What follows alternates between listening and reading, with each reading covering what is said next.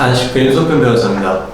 뭐 좀 많이 부족하겠지만 신청 단계부터 해서 그 종료 그리고 면책 복원까지 개략적으로 쭉 훑어봤습니다. 근데 이 상속재산 파산이라고 하는 게 특이한 게 하나 있습니다. 상속재산 파산. 자, 이거는 이제 여러 가지 경우에서 발생할 수가 있거든요. 상당히 또 이 법률 관계가 복잡합니다. 그래서 여기서 다 설명해 드릴 수는 없고, 개략적인 개념이 이렇다는 것만 알아두시면 되겠습니다. 자, 피상속인. 이 사망한 사람이죠. 여기에 채권자를 상속채권자라고 합니다. 만약에 아버지 돌아가 있으면 아버지의 채권자. 근데 자,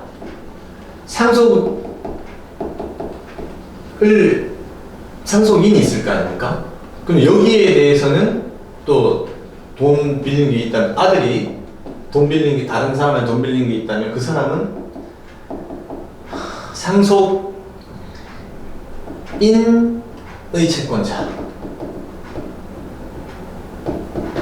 되고, 여기 재산은 이제 고유재산, 상속인의 고유재산, 여기 재산은 상속재산인데, 상속재산 파산은 요 재산을 처리하는, 요 재산이라고 되어 있지만 여기는 이제 자산과 부채가 다 포함되는 겁니다. 자, 그리고 또 이제 하나가 이제 있는데,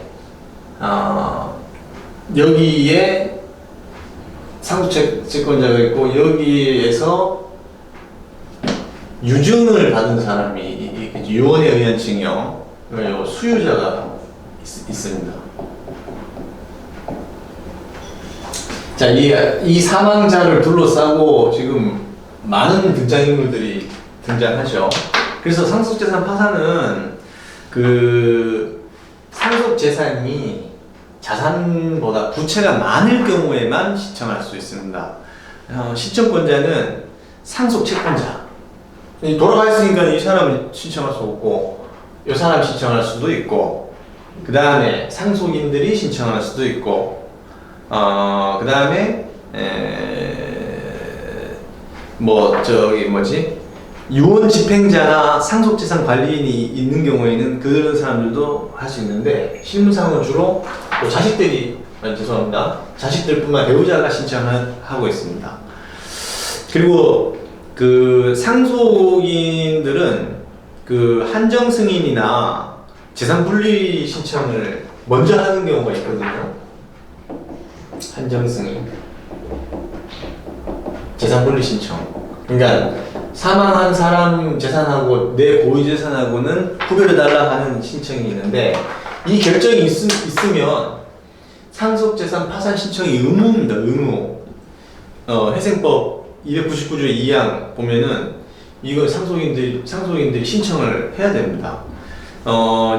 신청 기간은 이제 상속 개시일, 사망하신 날로부터 3개월로 되어 있는데, 그 단서 조항에 보면 특별 한정 승인도 할 수도 있거든요. 그래서 이 상속 재산으로 이 채권자나 수유자들에 대해서 완제가, 그러니까 완전한 변제가 이루어지지 못하고 있는 동안에는 신청할 수 있기 때문에 사실상 그 3개월에는 큰 의미가 없습니다. 그래서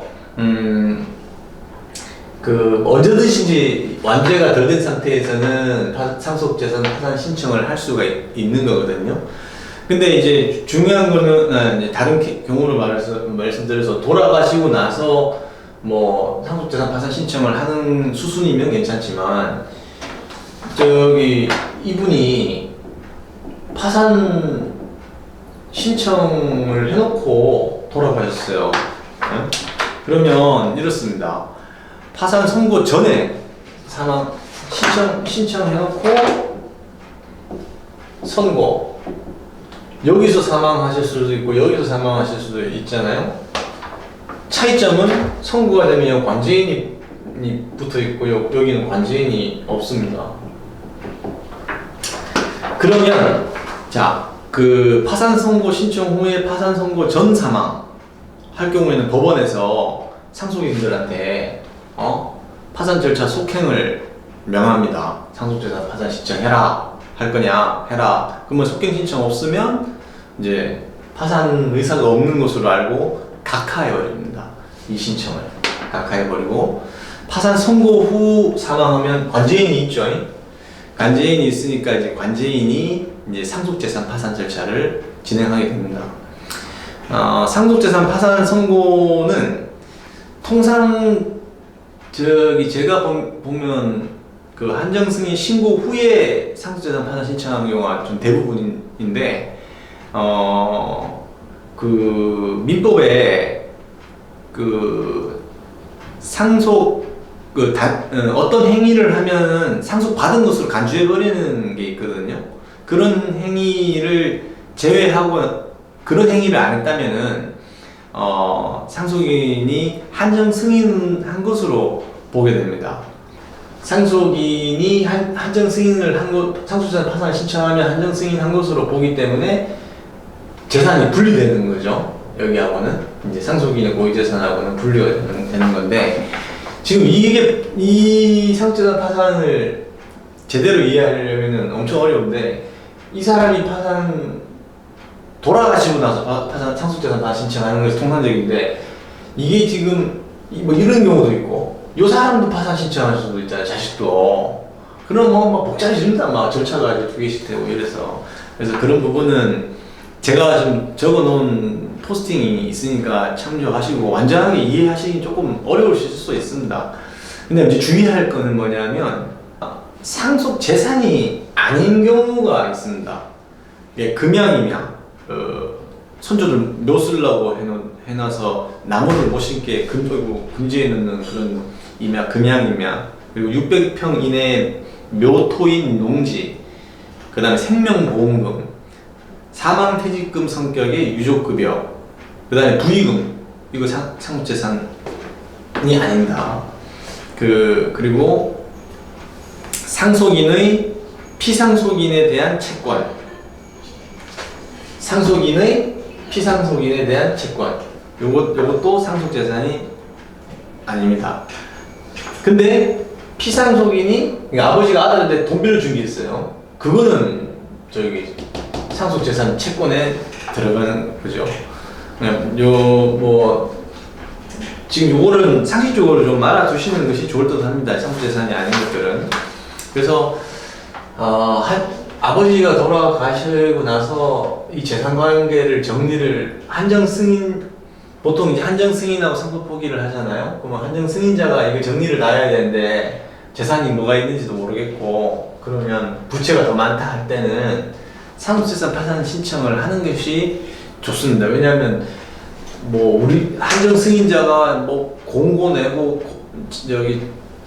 팔아가지고 배당하고 이런 것들을 하는 것이 쉽진 않잖아요. 근데 법원에 파산 관제인이 다 알아서 처리해 주니까 가급적이면은 상속재산 파산 신청하도록 가정법원에서는 권유하고 있습니다, 실제로.